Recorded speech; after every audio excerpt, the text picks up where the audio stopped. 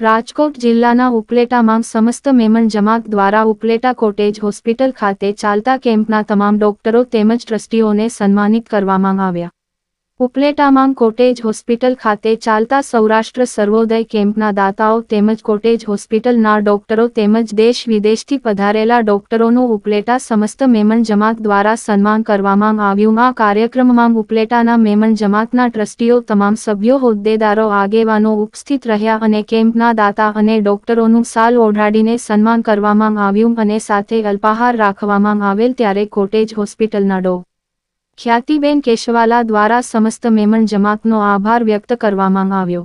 Report Sarfaraz કોડી, ઉપલેટા.